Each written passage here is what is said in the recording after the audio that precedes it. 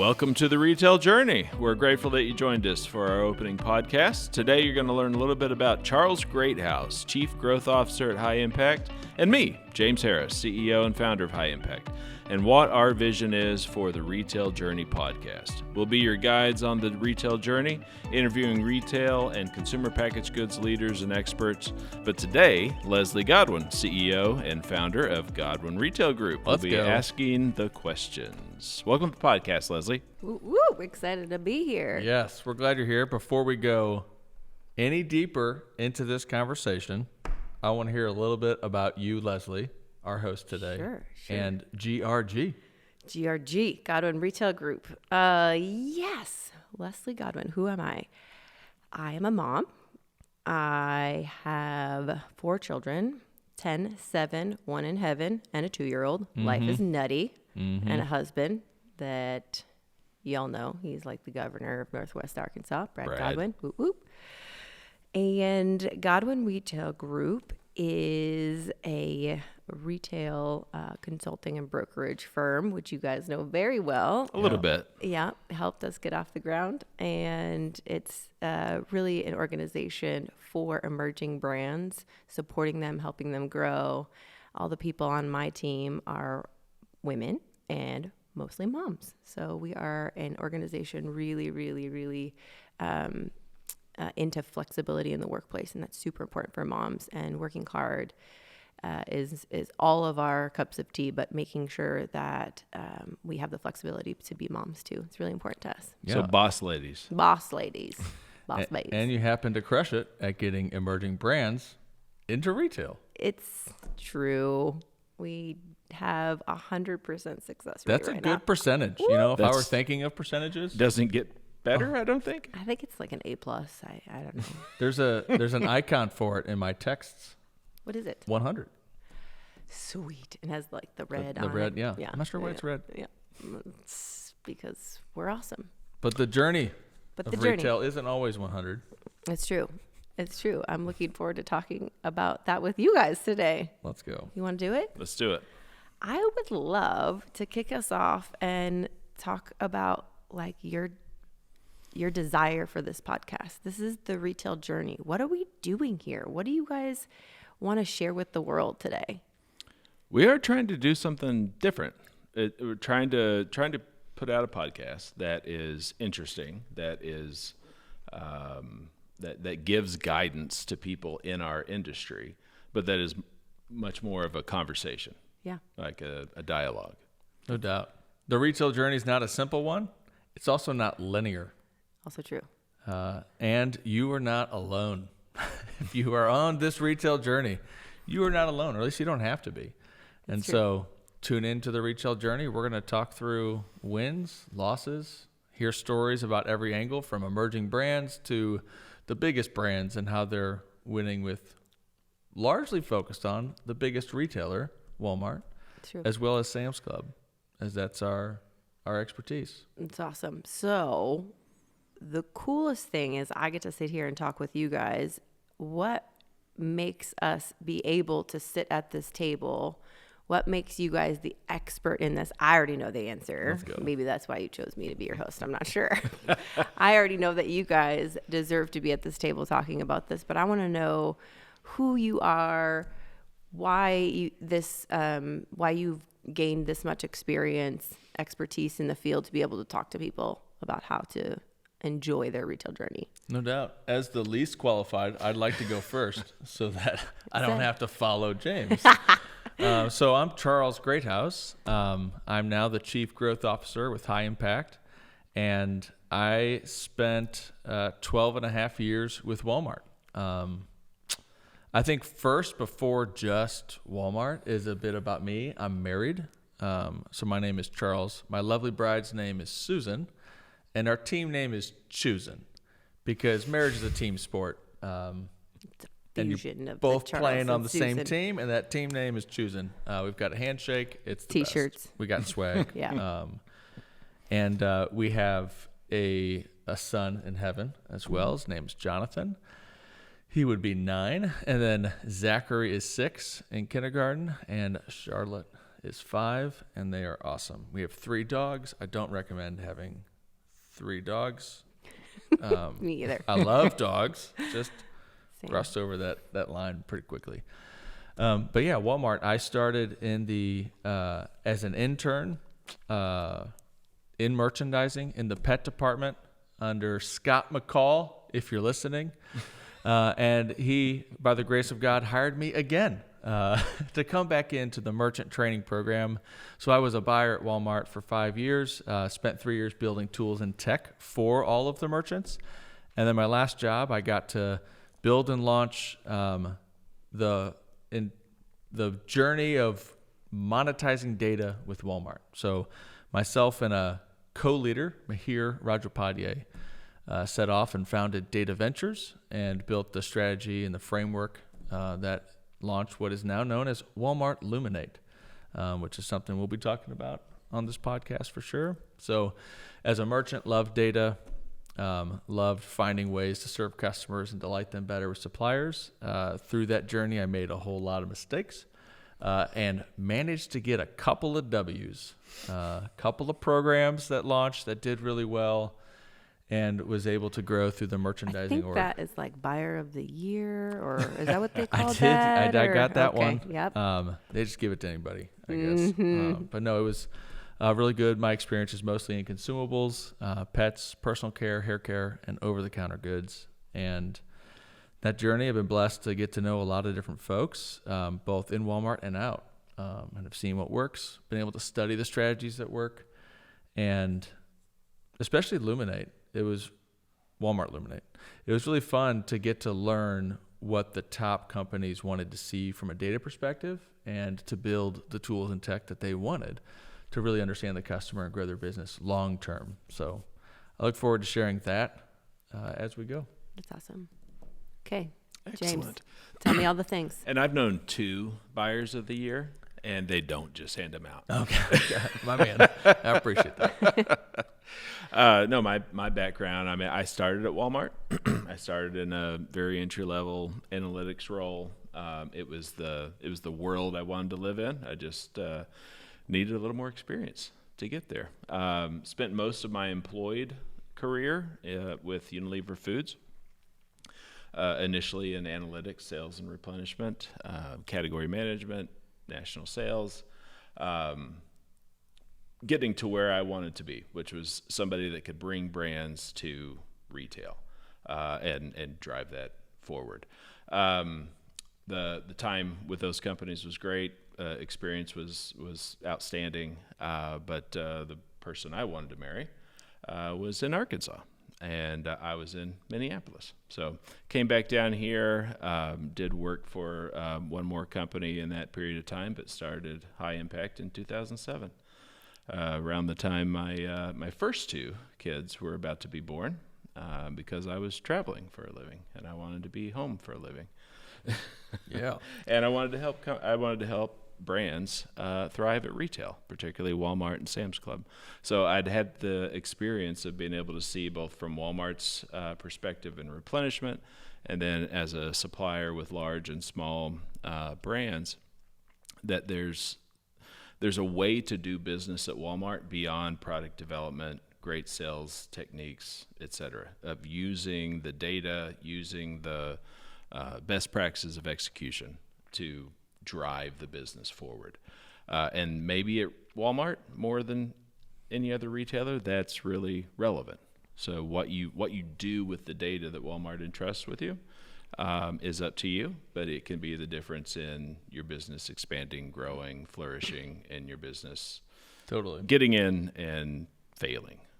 So since 2007, we've High Impact's really focused on how do we help clients execute with excellence at Walmart.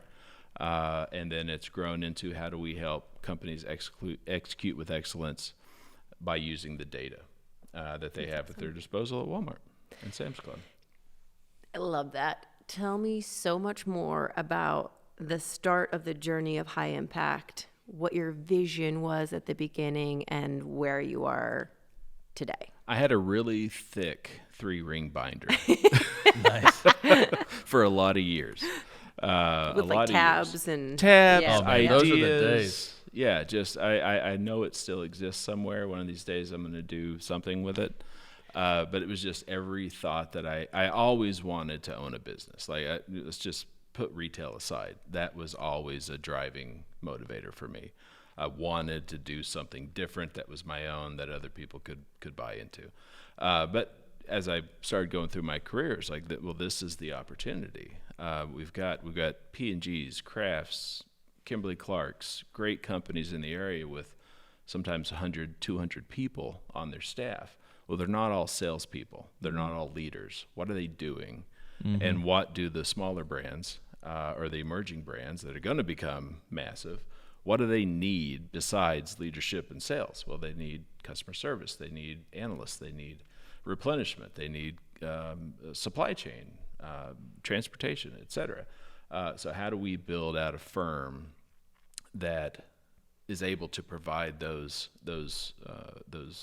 needed parts of the business to our clients, while also leaving having room to grow in terms of what we do as an organization.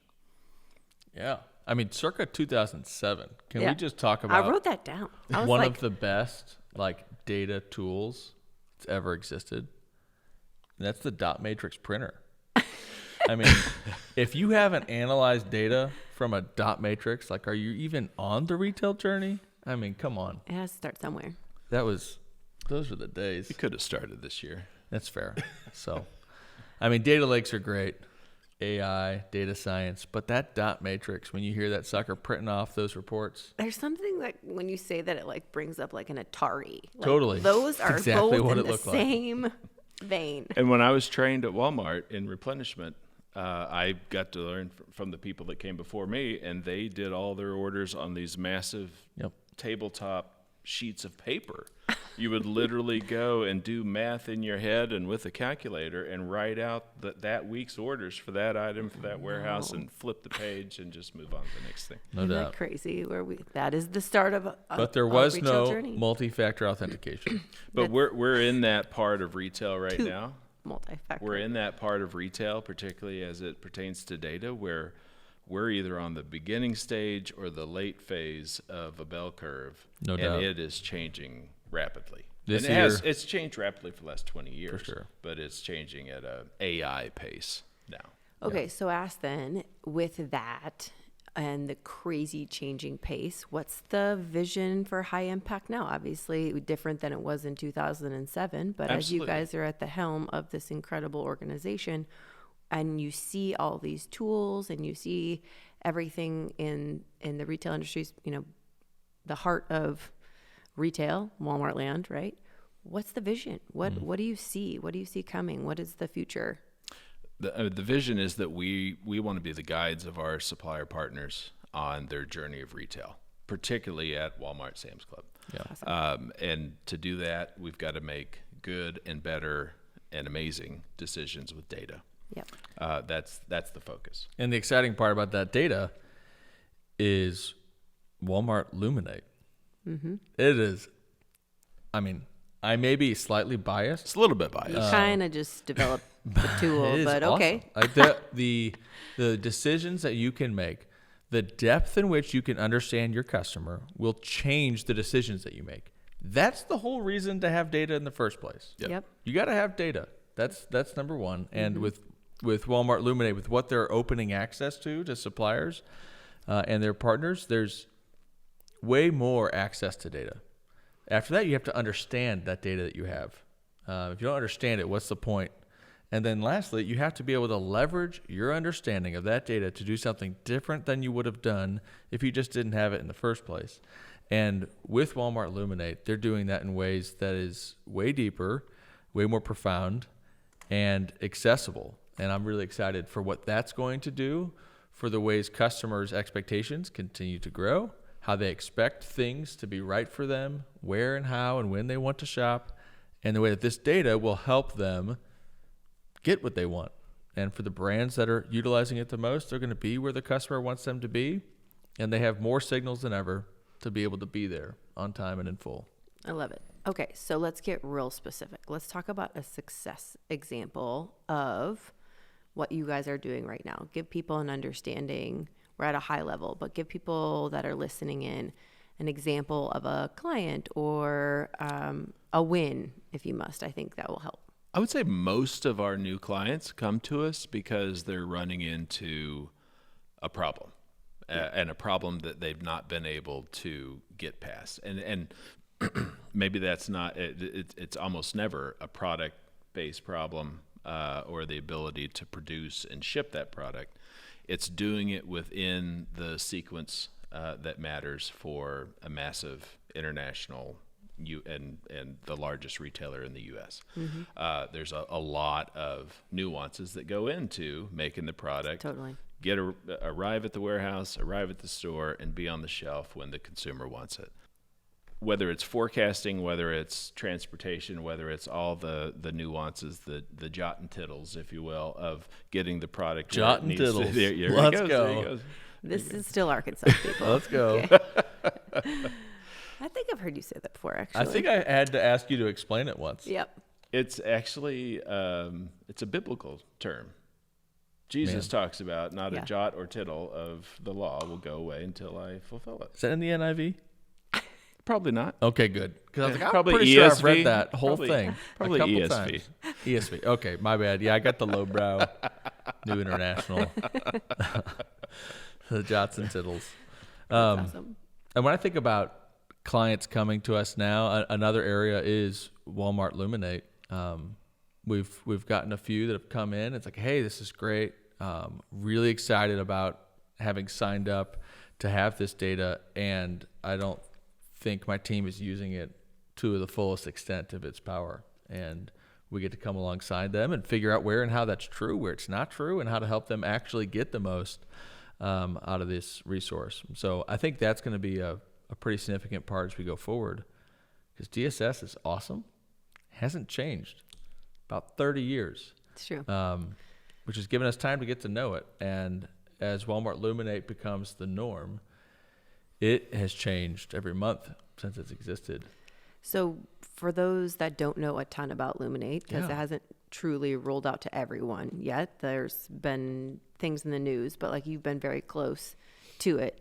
The past couple of years, larger suppliers have gotten involved, but it is going to be very real and relevant to the supplier community soon. We don't have those dates, but I think explain to the podcast listeners the journey and evolution of Luminate and what's going to come, and just help them understand that and how you guys can service it. So I'm going to extract a little bit more from you there, because you've been along since literally the inception before it was even named. Yeah. So yeah, it was fun. I got to name it Walmart Data Ventures, which is the group that founded its first venture is Walmart Luminate, and it is meant to put the customer at the center of data-driven decisions between the manufacturer and the retailer, Walmart. And at its core, there are 3 core products today. The first to launch was shopper behavior, and that was my last job, was just focused on shopper behavior and how it was launching as the first product. And it's looking at the customer over time, longitudinal customer behavior. So things that weren't possible in the past, to understand if a customer buying an item in the category was new to the category or not. And that's really a sea change. When Huge. you think about DSS, it told us this product sold on this day, this week, in this store, and now we're learning who's buying it and why they're what buying, else they buy, and what they've shifted and have they to come back and from. to buy, and exactly. Yeah, my many months with the teams of lawyers wants me to articulate it's anonymized and aggregated customer data. No, it's not individual. So I can't go in there and see what Charles bought. Nope. I'd like to know. Okay. Nope. My buying patterns are fantastic. I know he buys dog food. And you want a lot of it. Yeah, I got 3 of those. They're awesome. Pure Balance, such a great brand. Only at Walmart. I was in the pet department, like that's always going to be there. Yeah, so this anonymized and aggregated customer-centric data helps you understand how customers are trending, the health of your business. Are you getting more customers? Are you getting more from the customers that you already have? That question is foundational. And the only reason it's not been asked day in, day out by Walmart suppliers in the past, they couldn't access it. Incrementality. So when you can actually answer incrementality with a retailer's customer base like Walmart, then you know coast to coast how your products are doing, how your brands are doing. If you make a change, how that's happening. There's test and control capability. I can go on, and I will in our next episode of I'll save my questions for that. I'll keep it briefer on shopper behavior. The other one is channel performance. And so Walmart has spread how it sells products from just basically being in store, brick and mortar, to online, to pick up today, to now grocery pickup, to grocery delivery. And there are so many more methods for how we're delivering products to customers. And I say how Walmart is delivering products to customers.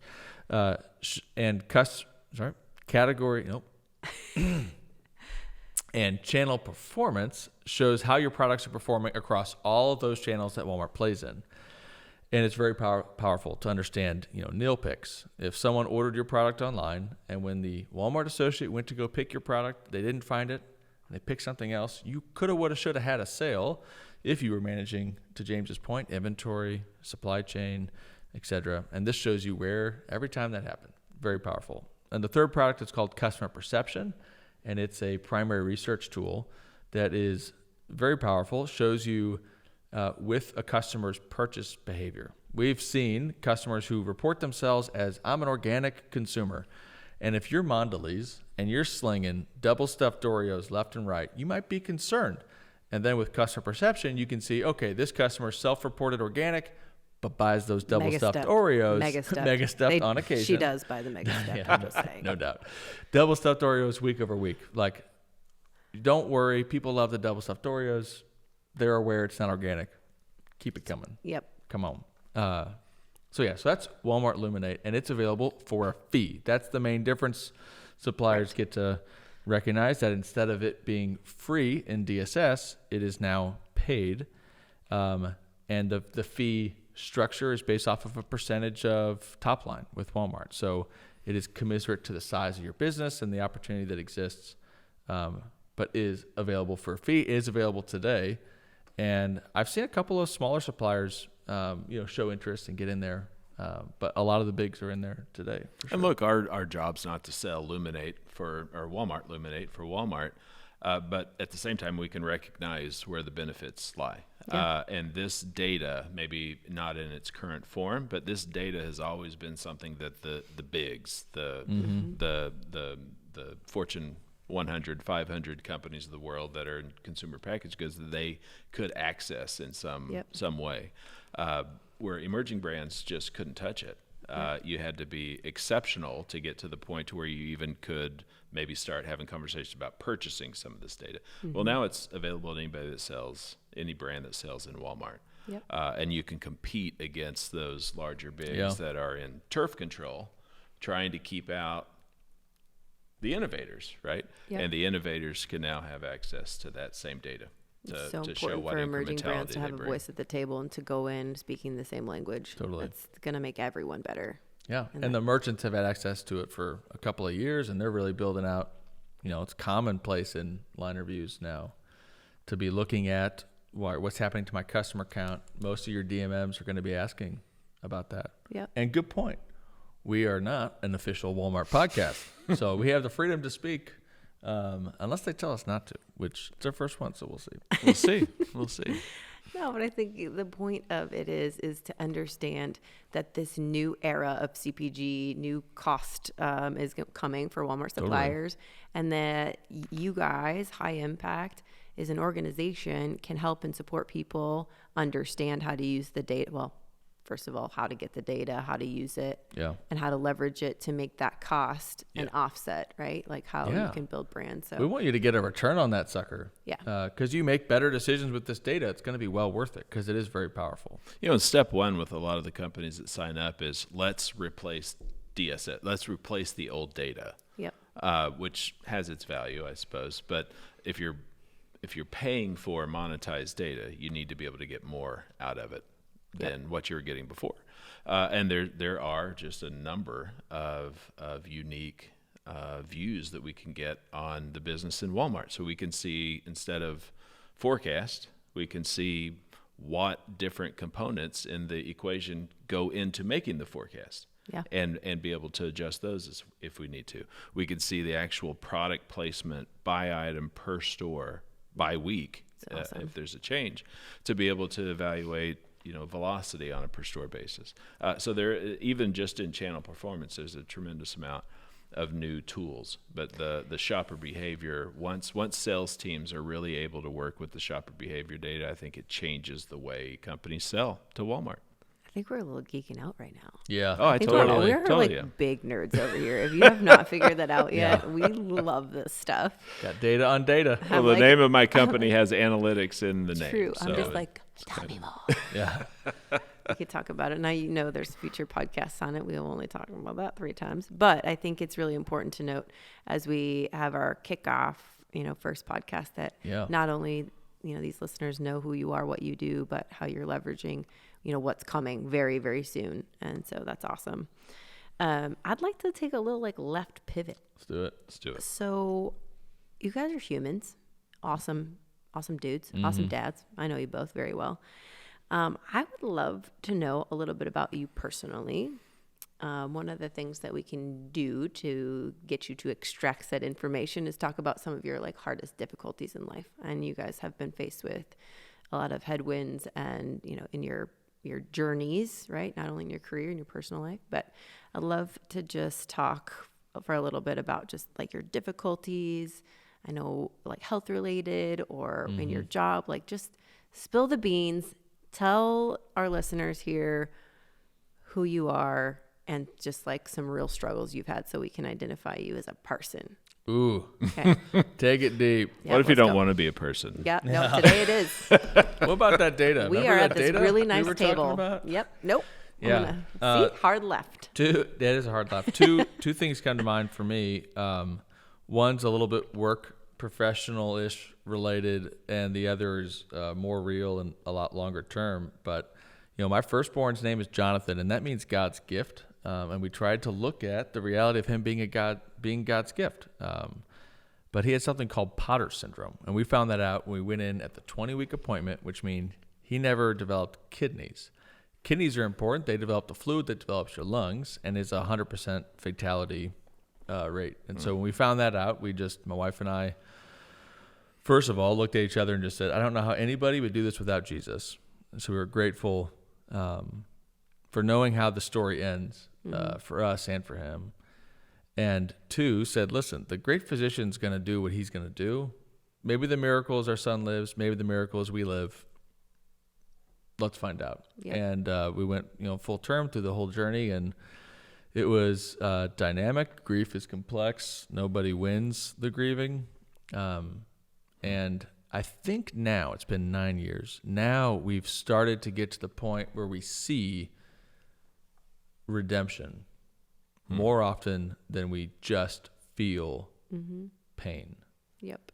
But both exist. Joy and grief are not mutually exclusive, which is messy if we get real. And so that's certainly shaping my team. I was at Walmart at the time. Were awesome. For those of you that have been on this retail journey, you might know Bill Bad Sprad Spradlin. So many people know that guy. A legend of OTC merchandising. Bill, if you're listening, call me. But Bill offered to take over my emails and just take care of things while we were going through that. And that's as amazing. A buyer, that's a lot of work. It's a very generous offer. Very, very good people surrounding us, both in community. We were doing life with you guys, the Godwins, as well as at work. And so that's a real hard Thanks left. for sharing. It's so important to doubt. be real and honest. And so many people have gone through that journey. I'm proud of you for sharing it. And I'm proud of how you advocate for Jonathan. It's just having gone through it after you, we couldn't have done it without you. So thank you for being authentic and raw on that. It's awesome. Yeah. It's not my, it happened to me. It's just something I get to walk with. So I might as well walk with those that are around me. Amen. The second's far less dramatic, but was still somewhat traumatic, is Yep. May the 4th, I was displaced from Walmart last year. It's been less than a year. And that's a bit of a journey, going through the hey, you go into what you think is a touch base and you get displaced. You're no longer on this team. Fortunately, I aggressively fought the idea of my identity being in my work. And so was able to walk through that with a couple of trusted friends. And I went through a journey on hey, let's explore what's out there, take a divergent exercise, to figure out all of the options, take a pause, converge, and figure out what's right. And I'm super grateful. There's some data involved. I had a spreadsheet, without a doubt. And a camping trip. There was a camping trip. I did a solo trip in the Rockies. I recommend it. I'd like to do that every year because it's just super, super good to be in the Rockies. But came to high impact because of the people, the opportunity, the foundation. I mean, most firms in this kind of space are real heavy on polishing and not heavy on doing the things that really matter that are going to drive your business forward. And this team is all about actually driving results for our clients. Hearing from some of the clients was hearing their delight. Now, easy for me to say now. I'm the Chief Growth Officer. Of course, I just want to say that, but that was part of my assessment process for why high There impact. was a selling period. Yeah, but yeah, it's been awesome now, but a very difficult journey to go through that feels very personal as well. Yeah, no, I think it was Charles, it was meant to be. And I remember walking through that with you too. And I'm just thankful where you ended up because I just see, when you see your friends just light up with joy and excitement with what they do, it's like, oh, looking back, that was really tough, but you were meant to be right here. Yeah. So I'm glad to be here. Yep. Yeah.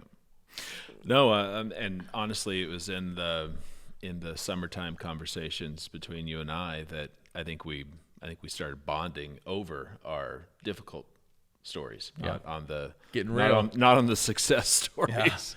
Yeah. And my story, I mean, we all have our struggles. We all have things in career and life that are challenging. But then you typically have your one or two that kind of stands out. And for me, that's health issues, and particularly my health issues. So about 12 years ago, the business was operating. I started it in 2007. This was in 2010. So about 4 years later, I hit the reset button. I went down. I had an organ that just malfunctioned, and one of the organs that matters. One of the organs that really matters. One of the ones that really drives your ability to manage insulin in your body and digest food, your pancreas. And it had not been strong for most of my life, and it wasn't to the point of diagnosis or treatment necessarily. But that particular day was a wake-up call, and I ended up spending close to 10 days in a coma as a result of it. My family was making plans for me to not exist within the month of November 2010, and that was really life-changing. Maybe not initially. Initially, it was just life disrupting. Yeah. But as you start to try to put the pieces back together, it's pretty life changing, or it has been for us. And at least in the business perspective, I started High Impact with an idea of, I want this place to mean this to the people that come to work here and to the clients that we serve here and to any stakeholders, et cetera.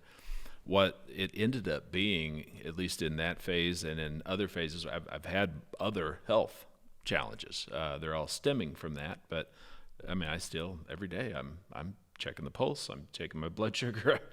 There's a lot of basic maintenance of human life that is now a daily part of my life. But what I was able to come back to after I was really out of work for 3 months, from November through really maybe even February of the following year, and my team, they just made it work. I was like, wow, and it wasn't until that time it was like, so trying to make this a place that people want to be at, and receive their compensation so that they can live their lives outside of this place. I'm being rewarded by that. And it's an extremely humbling thing to see good people do good things for you. And that's something that, if it wasn't as intentional on the front side, it has been since then. We want good people in this High company. integrity. High integrity, hardworking, but also people that are humans and are willing to work with other humans. And by human meaning you're not perfect. You're not superstars every day. You have your superstar moments, but the rest of the time you're just a freaking James or or somebody else, right? Like it's just, it kind of is what it is. And it really at that point, work became less about work, career, and then the rest of the life over here. And it started getting really merged. That I want the values that I try to teach my children to be the values that I'm living by in my workplace every day. I don't want there to be, I don't want to have to compartmentalize when I go to work and then compartmentalize from work when I go home. I want it to be life, right? Amen. And pick the dividing lines of when I work and when I don't. But I want to be the same person wherever I'm at. And I think that along with many other things, having health challenges, having a couple of near-death experiences, right? I mean, put it in perspective. They're for 6 sure. years apart, but I mean they were lights out moments, and there hasn't been a day since then that I've not looked at the day ahead of me and said, what's this going to mean? What's this going to matter? And how do I need to live within it? It totally puts perspective on life and your purpose and your vision for the company and how you spend your time when you have those types of moments. Like, guys, thank you for sharing all of that. Well, and we have a saying internally where we do work that's important with people that we cherish. And that was a tricky one to kind of come by because it's so familial, it's so personal, and you can go overboard with saying this is family and then have a really corrosive family within your company. Like we don't want to do that. But we should really enjoy the people that we work with. And to do that, we have to have similar values and similar aims. Amen. I love that. Well, I can personally validate both of the authenticity and the integrity that both of you guys have. I've worked with you guys. Well, thank you. For a long time, in different capacities, been friends for a long time. And I think that's really important when you find and you're looking for people in the community to help you grow your business, like to have people that are authentically genuine, raw, willing to share their stories, willing to be human. Man, working with your family is a lot better than working with, That's where life is. That's where life is. Squad goals. Details. I love it. You guys are crushing this thing. Well, I do have some lightning round questions. Okay. Unless we feel like we should get anything else out to the community today. Look, we're here. We're learning. It's gonna look different in a few months than it looks today. But we're gonna figure this thing out, and we're gonna make it a podcast that people in our industry want to check into. Yeah. Look different? Like, are you thinking personnel changes? Because it's kind of a soft spot. I'm just kidding. Yeah, there might be somebody else here in my place next time. We'll see. That's awesome. No, we look forward to sharing it. And your lightning questions are all. They are going to be so good. Are you ready? Yeah. Is everyone ready? Okay. We've not heard these. Okay. All right, so we're just gonna go 8. one. Nope. If they're tough, you answer them. Nope. Okay. All right. No. You All guys right. both have to answer all of them. Okay. Are you ready? On your mark. Get set. Reading list. What's on your reading list right now? Okay, 5 they're not Voices. readers. 5 No. Voices is the business book I'm reading right now. fun. I'm also finishing The 4 Agreements. If you've never read that, it's the 4 agreements that you have to make with yourself to have a reasonable amount of contentment in life. And then my evergreen that I just never turn off, like weekly, definitely, almost daily, I listen to a book series of Master and Commander. I just love. Nice. I'm a big nerd. I love it. You are showing your nerdiness right now. 1800s age of sailing fiction. Oh, that's fun. Big nerd. Charles? Life without lack. Never heard of 23rd Psalm by Dallas Willard. Oh. Dal. Really, really good. Listening to that or read that again recently. And I did just finish the 5 Voices because our leadership team went through that. Question number 2. Let's get it. Favorite flavored jelly bean? Watermelon. I like it. Jelly Belly. The Oh, okay. green one and the yellow one at the same time. See, complicated. Yeah, That sorry. one's Christmas. complicated. Okay. Christmas flavored. What do you enjoy doing for fun? Mountain biking. Shredding the gnar. When your shoulder and clavicle are in place. Hey, I only broke it the one time, and I got a new one, so. Sweet. James? I like to garden. I like to boat. Musical theater is a big thing with our family, as well as basketball. So all those things. Out there, getting active. Favorite city in the United States? Bentonville? Nope. Can't Oh, answer. can't be Bentonville. Nope. Try again. I am going to say Tahoe, California. Okay. I'm going with New York City. I love it. I mean, what can you not do in that city? This one is yes or no. Is it wrong for a vegetarian to eat animal crackers? Ah. Only if they do it with malice. No. Okay. Eat them head first. Say a word in Spanish. C. Oh. Got it. No. That's terrible. Sourdough or wheat? Wheat. Oh, I like sourdough. Yeah, for sure. Yeah. And then the last one, say good day, mate, in an Australian accent. Good day, mate. Good day, mate. There, sign off. That was Good day. a very nice lightning round. All right, Well Leslie, done. thank you so much for You're doing welcome. this. It's special to us that you're the one asking the questions today. You're a great partner. Mm-hmm. You're doing amazing things in the world, and you're one of the people that we cherish working with. We do too. We love it. Your whole team, actually. No doubt. All 7 of you. All of us. Wonderful All of us ladies. Yeah. Yeah. Awesome. Without a doubt. Thanks for having me. It was We'll, super fun. We'll link you in the show notes for this retail journey introductory podcast. Yes, sir. What to expect in our next episode. We're going to go deeper into Walmart Luminate. What's coming? What's it mean to you? How to prepare? And in future episodes, we'll have some special guests, some from Walmart, some from across the supplier community, to get real about what it is to go through the retail journey, whether or not you have to go through it alone. And we hope that after each episode, you get to walk away with something that's going to be useful for you and your team. That's right. As you try to serve customers better, help them save more money and live more better. Live more better. That's right. I think that's in the list. Yeah, our job is the guide along the journey, but if we're not pointing you in places that you need to be looking or things that you need to be doing, we're not doing our job. Yeah. Right. Yeah. So we'll probably have this listed out in LinkedIn and get it to the socials. Please do like and subscribe. You smash the like button on the podcast, add us to your list, and we'll see you next time. 2 thumbs up. Next time.